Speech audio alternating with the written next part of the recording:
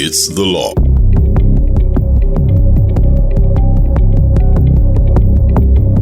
Welcome to It's the Law, a program produced and presented by the Guyana Association of Women Lawyers. On this program, a member of the association gives us an in-depth look at Guyana's laws. Today's contributor is Jaya Singh Bakredi. I'm here today to give some information with regards to wills. Now, making a will, or the topic of a will, is a sensitive one still in our society because no one likes this topic of death. And a will, of course, takes effect when someone dies. It is, however, a very important topic because it tells the world what a person wants to do with things they own, things they would have acquired during their life. So it is very important for persons, if they have assets, if they have things that they wish to dispose of, but they wish to do it in a way that is honored, or rather, they wish to give it to persons specifically, it is a way, the will is an instrument that is used to do so. So just a quick definition of what it is. Once a will is executed or done properly, we call it a legal document. And it basically spells out your wishes regarding your personal property, your possessions, and even in some cases, it tells the world, or it tells persons what to do with regards to your children after you die, particularly if you have young children. Now, why is a will important? As said before, it gives you, the individual, an opportunity to dispose of your property.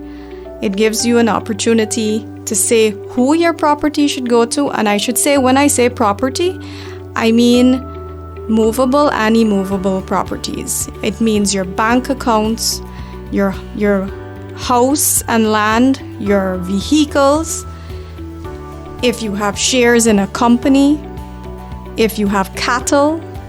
All these things are regarded as your property. And all of these things form part of your estate after you die. So again, it is important for an individual to say what they want done with their property after they would have passed away. So this is why a will is so important. If you do not say what you want done with your property after you would have passed, the law tells us what happens to it. And sometimes it will not necessarily honor what your intention was with regards to your property. I will give an example. You might have, an individual might have 3 children.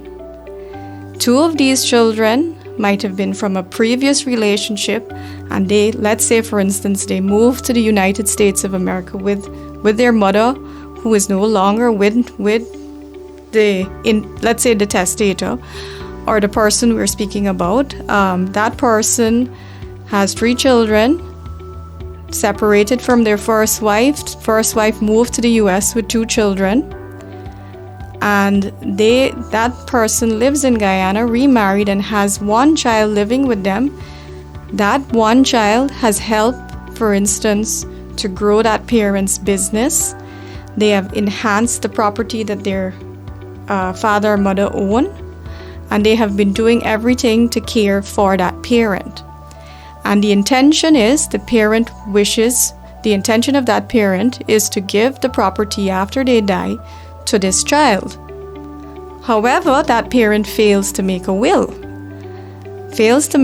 that will say that they wish for their property, this house and land, to go to that child.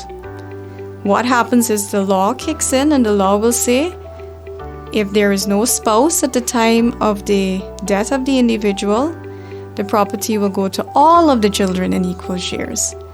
And now this deprives that 1 child, who would have perhaps been the one that parent intended to have that property alone. That child now has to share the property with the 2 siblings who live overseas, and who in fact may have no interest in the property. Conflicts can arise in situations like that, but we can discuss that on another day.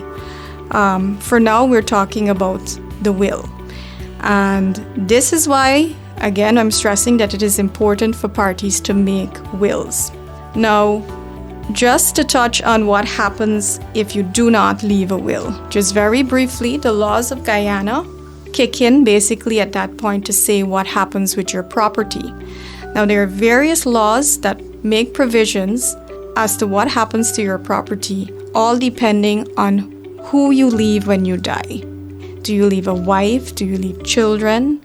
Or if you do not have a wife or a husband and children when you die, do you have parents who are alive? Or do you have siblings? These are all provided for in the law, and it says how your estate will be distributed to any one of these individuals who is alive at the time of your death. We will look to explore this a little bit later with regards to what we call, what I just explained, rules of intestacy. That is, when you do not leave a will. Now we can talk a little bit about how you make a will. And first, we must ensure that a will is made in a lawful manner, or made to represent a legal document, or becomes a legal document. And how does it become a legal document or a valid document? In Guyana, a will must be in writing, or if not in writing, it must be typed, but it must be signed by the testator. Who is the testator? The testator is the person making that will. Now, when that person is signing their name, they have to sign their name very clearly, and they have to sign the name that, for instance, appears on their identification card or on their passport or any document of identification, and that name must be a name that they are known by. If that person has or is known by other names, the will should refer to those other names. So, for instance, Jaya Singh, also known as Jaya Singh Bakridi. It helps later on when the necessary legal work is being done after that person would have died. It helps the lawyers and the court system to understand that all those names represent one and the same person. Because there might be a transport, for instance, that has the name Jaya Singh. There might be a death certificate that has the name Jaya Singh Bakridi. So it helps again for the system to understand that all these names represent the same person. And who is that person? The testator. Now, if a person cannot sign their name on that will, they can affix their thumbprint. Now, it is advised that this be done with the assistance of a justice of the peace. The justice of the peace will be able to confirm or verify that the testator in fact affixed his or her thumbprint to that will. So it's nobody else's thumbprint, it is the thumbprint of the testator.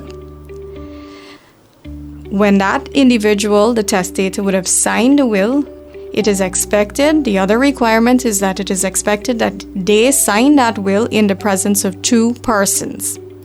Those persons are called witnesses. So they would have witnessed the execution of the will by the testator. Now, I must say that these two persons cannot be named beneficiaries in the will, and I can explain that.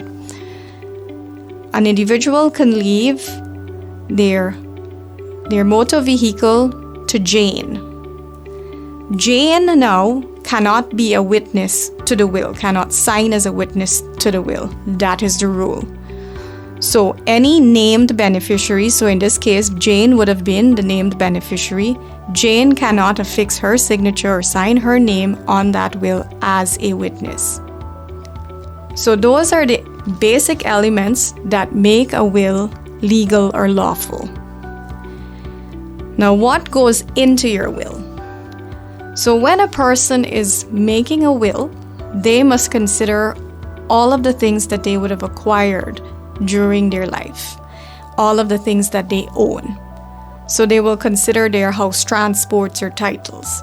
They will consider their bank accounts. They will consider their motor vehicles, shares in companies.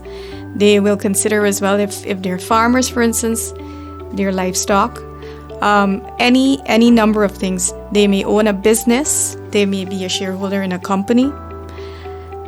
So these are the things that they will consider when they are making the will. Once they have a fair idea of all of the things that they own, they will then make a decision as to who they will be giving each asset or each property to. So if they wish, for instance, to leave all of their properties, house and land, to their children, they will write into the will that I leave my property, and they will give specific details of the property, meaning they will give a description of the property, the address of that property, and they will state specifically who it has to go to. So they can say it goes to Jane Jones, their daughter. Or they can say it goes to my children, all of my children. They list the names of their children. They can list the addresses as well for certainty. And then they will say how they wish the children to own the property, whether they want it to be held in equal shares or jointly, or if there is some other distribution. Now, the other thing that goes into a will, and which is important, is for the testator to name the executor. The executor can be any person. They can be a beneficiary as well, but that person will be the one who will handle all of the affairs of the estate of the deceased person after they have died. That executor will make the necessary application to become the legal representative of the estate of the deceased after that person has died. That person will be responsible for ensuring that all of the instructions left in the will are followed. So if the testator wanted property to go to, for instance, to their wife or their husband, that executor has the role of ensuring that the property is transferred from the estate of the deceased to the wife or the husband. The executor also has the important role of dealing with any liabilities that the testator might have left during their life as well. So for instance, if there was a loan at the bank, if there was any debts owing by that testator, the executor will be the one to handle the affairs of that. Now, they will have the responsibility to, for instance, if the testator had several debts, the rule is, of course, that all liabilities must be paid before distribution. So if, for instance, that testator would have left $10 million in the bank but had $8 million in debt, the executor will ensure that all of the debts are paid, and whatever remains, they will distribute it according to the will. Now, what do you do with the will after you make it? Most parties would attend the chambers of their attorneys, or they can attend a justice of the peace. Or many persons tend to want to make wills these days on their own based on templates that they find online, for instance. But the important thing, of course, is once they have complied with the requirements to make that will a valid one, the question is often left, what should you do with that will? Now, in Guyana, we can lodge a will with the probate registry of the High Court for safekeeping. If the individual wishes to keep that will at home, they can do that as well. But the important part to mention, or the important point to mention, is that the testator must inform some individual as to where they would have left the will, so that after their death, the individual will be able to, if it's a drawer in the home, if it's in a library somewhere, if it's being kept at the person's office, locked away in a cupboard, if it's being kept in a safety deposit box at the bank, that person must be able to access that will, because there is a procedure now that the person will have to do in order to follow the instructions of the will. So it is a very important thing for the testator to ensure that someone that they trust has knowledge of where they have placed that will for safekeeping. I should mention as well that you can leave the will with your attorney at law.